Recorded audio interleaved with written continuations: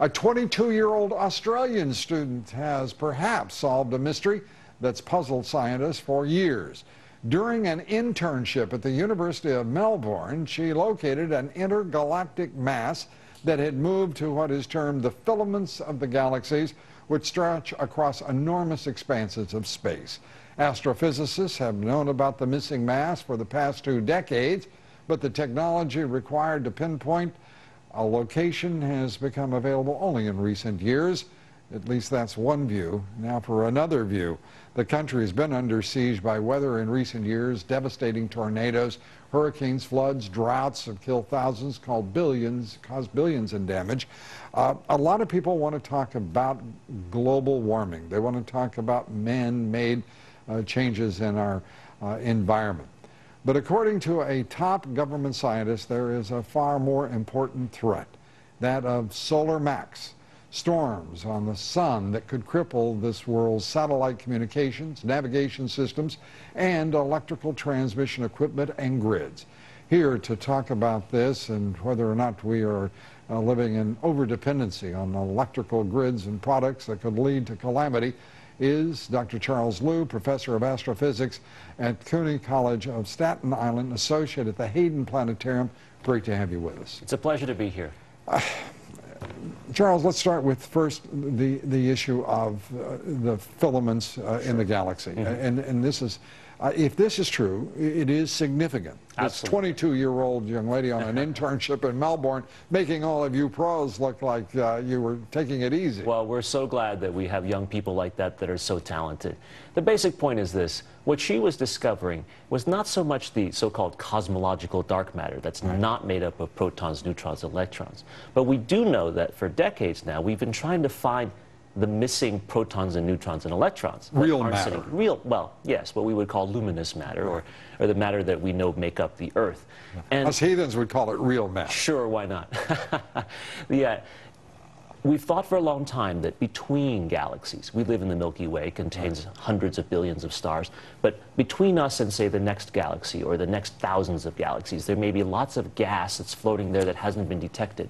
And what this young lady did with her collaborators was very simply to stack up hundreds of faint images that by themselves didn't show anything, but when you put them together, revealed that faint bridge of material that goes literally millions of light years from one galaxy to the next to the next. It's a wonderful discovery. But yet, it's far from conclusive that it's, quote-unquote, the real deal. That's right. At this moment, I hate to use those fancy physics.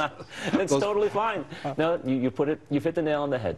It seems very convincing, but it is just one study, and it's one part of the universe. There's a lot more left to look at. But this is really an interesting new discovery. Moving closer to home. Sure. Our sun has been in solar minimum for some time. Historically low. And when we say historically low, we're used to having coronal ejections. We're used to seeing sunspots. Right. They've been, for a period of time, literally absent. That's right. For almost 3 years, ending only just recently, we were at the lowest amount of solar activity in more than 7 decades. A lot of people were wondering what's going on with the sun.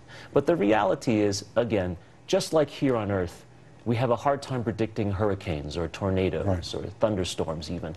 The same is true with the sun. It's enormously more complicated, but enormously greater potential impact on Earth. Interestingly, though, the warnings from the government now are becoming somewhat dire in tone. Right.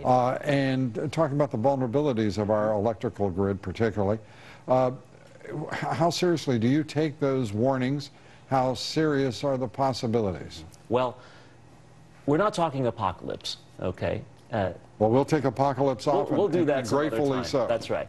But the reality is, just as you say, if you have a home in Florida, you got to pay attention to hurricanes.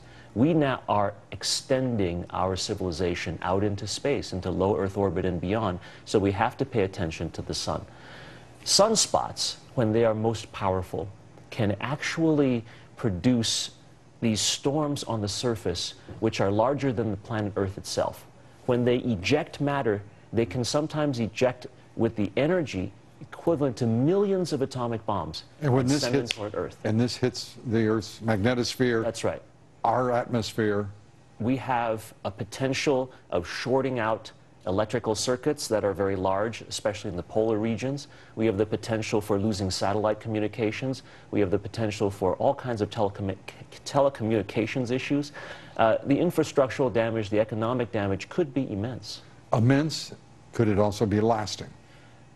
I would say that without the proper preparation, we could easily lose our ability to communicate worldwide, the things that we're so used to, for periods of days, weeks, possibly even to months in some of the more remote locations.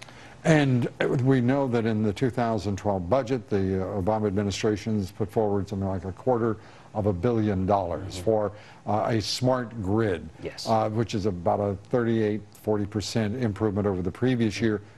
Literally nothing has been done to this point. If we can get those preparations done for things like solar storms into that grid, it would save us a lot of headache. These storms will come with what's called solar max. When is solar max? Because we've gone through a period of remarkable, even historic inactivity. That's right. The current prediction is about May 2013 when solar max will come. That's when most of the storms will be most powerful, but big storms can come at any time. Again, I'll use the hurricane analogy. Even if you don't have a busy hurricane season or you're off season slightly, a big storm can come and cause a lot of trouble. All right. Professor Charles Liu, always great to see you. Thanks for being with us. Thank you for having me. Thanks, Lee.